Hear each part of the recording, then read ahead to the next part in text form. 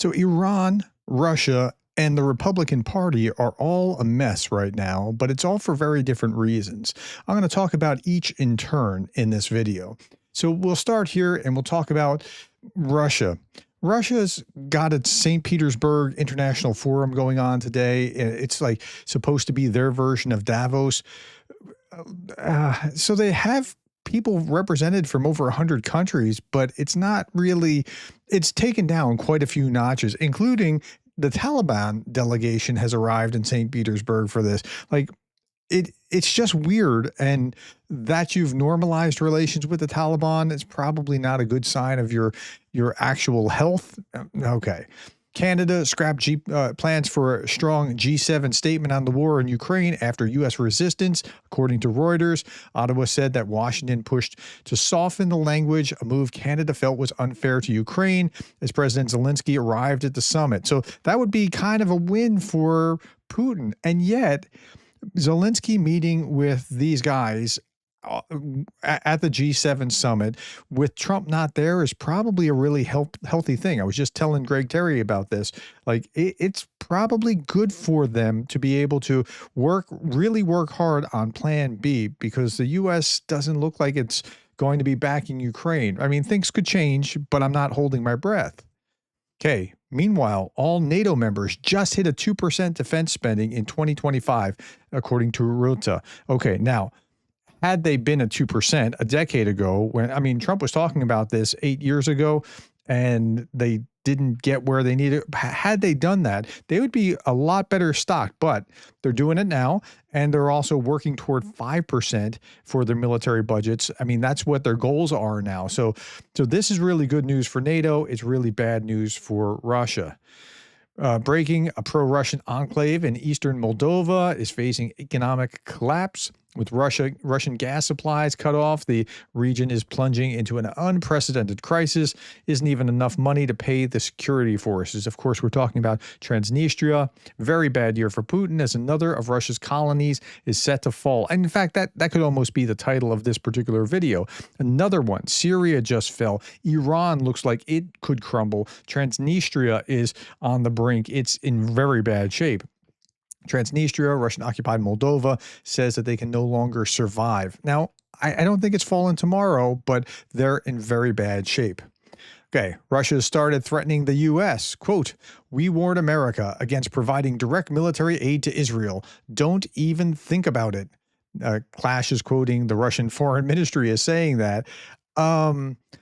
I think they're thinking about that. I think that Russia's threats are idle threats at this point, and nothing's going to happen with that. And the Russians know it, and the Americans know it, and the Iranians know it. And yeah.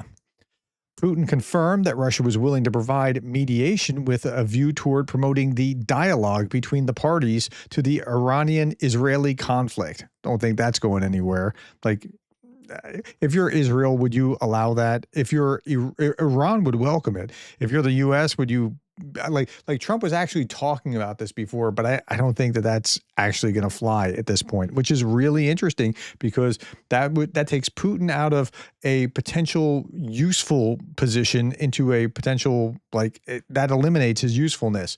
And so it takes down some of his value in the negotiations elsewhere. In addition, he notified his counterpart of contacts made with several foreign leaders to discuss the issue. President Putin and Mohammed bin Zayed, that's the UAE's, let's see, Zayed is the Highness Sheikh of Mohammed bin Zayed, president of the UAE. So that's who he's talking to. Both sides expressed deep concern over the ongoing escalation of the conflict between Iran and Israel. He's trying to make himself relevant here, and he's really kind of not. Okay. This was interesting. This was posted on Kyiv Insider. It was just a Russian lamenting that they can't accomplish the things that in Ukraine in 3 years that Israel has accomplished in Iran in 5 days.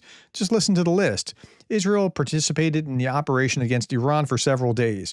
Russia's been participating in the operation against Ukraine for several years. Israel's aviation bombs Iranian targets without losses and has complete air superiority. Russian aviation loses more aircraft than it produces during the operation. Israel destroyed the top of Iran's military political administration. Russia cannot even strike at the decision-making center, let alone eliminate the military political administration of Ukraine. Israel's air defense repelled hundreds of missile launches. Only a few reached their targets. Russian air defense allowed light engine crop duster aircraft, that's air gazelles, to pass through, and much more. Now, it's not entirely fair. I mean, some things have gotten through into Israel, but I mean, the contrast is still pretty stark. Israeli intelligence services operate in Iran as if it was their home. There is virtually no activity by Russian intelligence services in Ukraine. This does not mean that, as some beauty bloggers tell us, you don't need to know about it. Everything is there. Israel strikes Iranian TV channels. Russia's unable to stop the work of Ukrainian television. And when we're told that one of the countries is not yet at war, it turns out that it's at full force. Yeah, well, they're told, well, Russia hasn't even begun to fight yet. Well, no, they're going as hard as they can. How much longer can they keep up at this level of production? Okay. Now, Trump said that he spoke with Putin yesterday. According to him, Putin offered to help with negotiations on Iran, but was immediately put in his place. I said, Vladimir, let's start with Russia first. Okay. Now, I don't know if that was actually a conversation. I do know that Dmitry Peskov soft-pedaled a statement saying that's not exactly when it happened, but okay. The U.S. president also called both Russia and Ukraine stupid, and once again reminded everyone that the war would have never have started had he been president. Okay, here's Dmitry Peskov's comment. The Kremlin responded to Trump's statement, saying that he spoke with Putin yesterday. Spokesperson Peskov said that life is so saturated with political events that yesterday could be a flashback for at least 3 or 4 days. Trump may have been talking about a phone call with the Russian president on June 14th, and that's probably what we're talking about.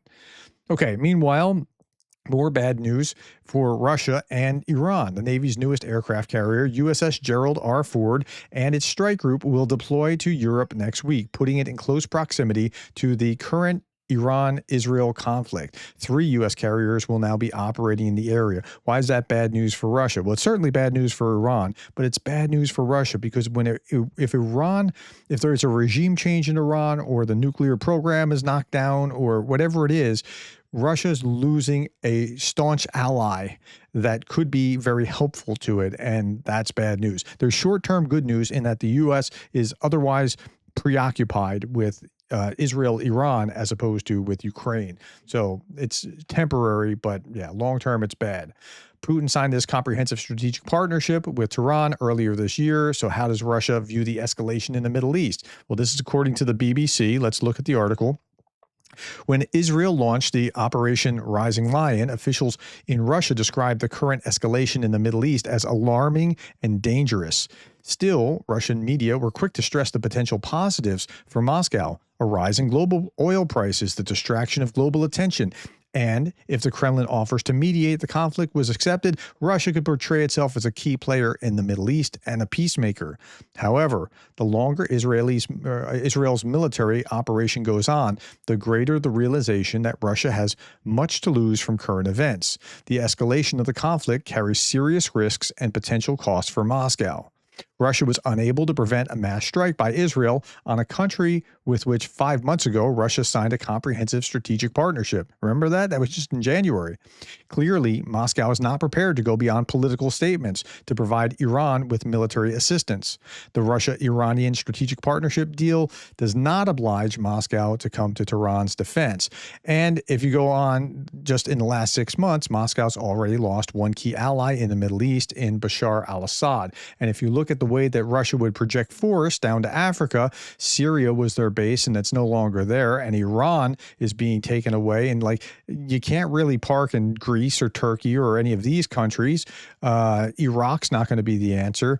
If you're trying to project force down into Africa, this is really, really bad for the Russians.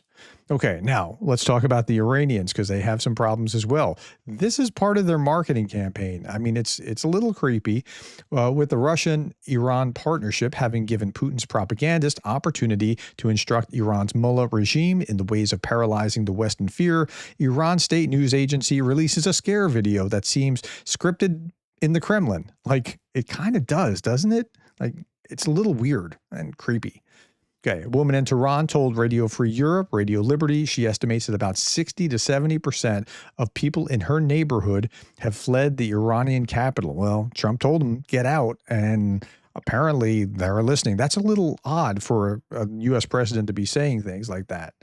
Okay, Israeli fighters now operating over Iran during daylight. Listen to Ryan Macbeth, because this is really interesting. An interesting picture came out of Iran today. Actually, the picture isn't all that interesting. It's the lighting in the picture. If you notice, this picture was taken in daylight.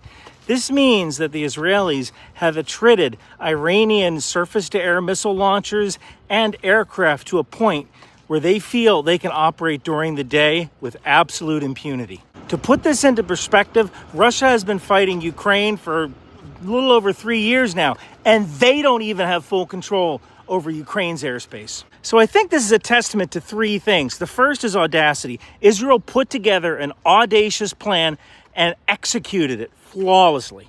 The second thing is that there might be a level of corruption in Iran that America might not have noticed, but Israel noticed and were able to exploit by sending special forces there, embedding with the population, and launching loitering munitions. And I've heard that in multiple sources as well, not just with Ryan, but other places that said, like, corruption's pretty rampant there, and Iran is not as tough as it likes to project itself to be as a consequence. During the initial phase of the attack.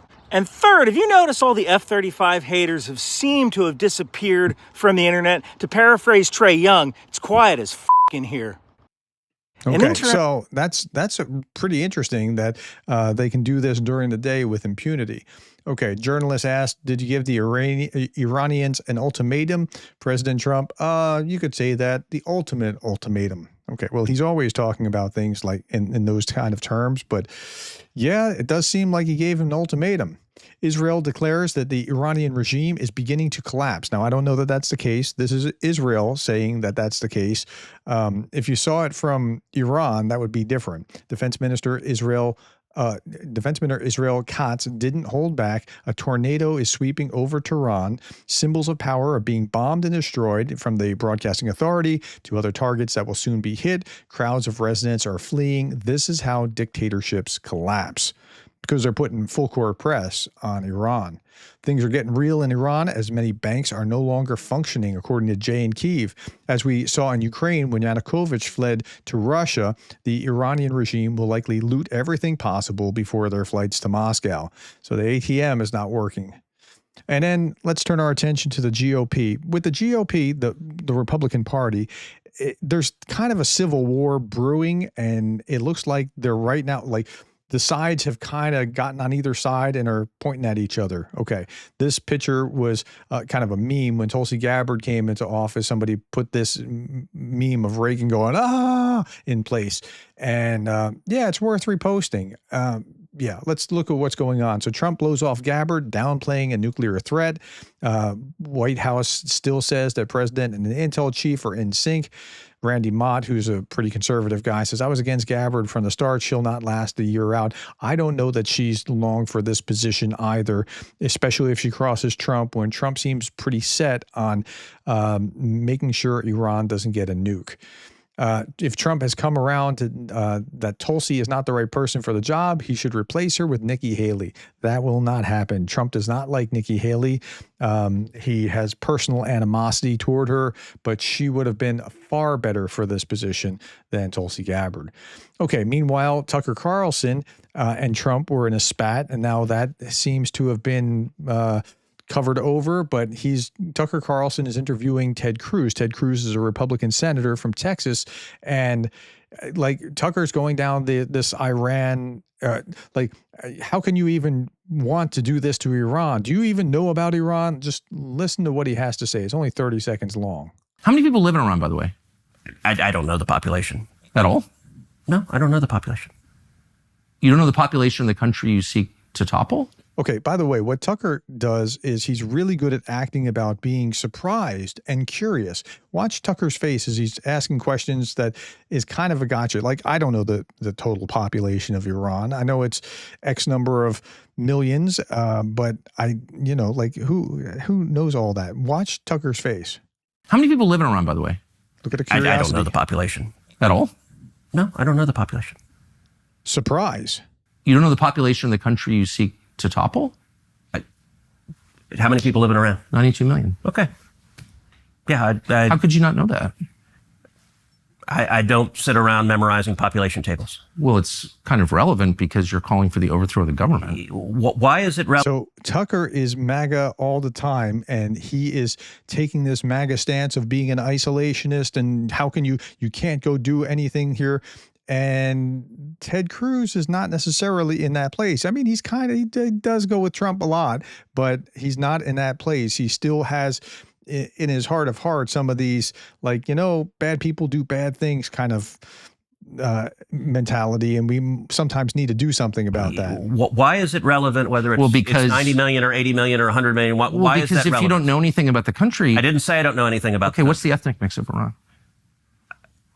They are Persians and predominantly Shia. Okay, this is cute. It's not even... You don't know anything about Iran. So okay, actually, I am not the Tucker Carlson expert on Iran. You're a senator who's calling for the overthrow of the government. Wow, this is really surprising to see Republicans going at each other like this, but there's going to be more of this to come because there's going to be a civil war within the party. Just trust me on this. I'm a Republican. I can see it in Technicolor. You're the one who claims anything about the country. No, you don't know anything about the country. You're the one who claims they're not trying to murder Donald Trump. You're the one who can't figure out if it was a good idea to kill General Soleimani, and you said it was bad. You don't believe they're trying to murder Trump. Yes, I do. Because you're not calling for military strikes against them in retaliation. And if you really believe that... We're carrying out military strikes today. You said Israel was. Right, with our help. I said we. Israel is leading them, but we're supporting them. Well, you're breaking news here because the U.S. government last night denied, the National Security Council spokesman Alex Pfeiffer denied on behalf of Trump that we were acting on Israel's behalf in any offensive capacity. No, we're not bombing them. Israel's bombing them. You just said we were. We are supporting Israel. High stakes. You're a senator. If you're saying the United States government is at war with Iran right now, people are listening. Okay, so Tucker is he's gone off some kind of weird ledge here. What's the population of the Death Star? He's asking Luke Skywalker. Now, the reason that this is interesting is because this is Mark Levine, the great one, he's a bigwig in Republican circles posting this, and that's this gotcha kind of stuff that just, wow. Okay, so there's really some clashes within the Republican Party right now. Okay, today I just thought this was interesting. 3 regions of the world with cleared airspace. Look at that. Well, Ukraine, you would understand, right? And now Israel and Iran, you'd understand. What's going on in China or whatever? Like, I don't understand what's going on here. If you do, put that in the comments below. All right, last little bit. David Letterman should probably lay low for the next few weeks just to be safe. If you don't know who he is, he's a famous talk show host in the United States, but he grew a beard after he retired and, well, it kind of looks like the Ayatollah. Okay, my friends. Hey, look, thank you for watching this far. If you have watched and you like this, please hit the like button. That will help this video go further. I appreciate that. Thank you for the likes, the shares, the subscribes, and thank you for being the kind of person that cares about Ukraine.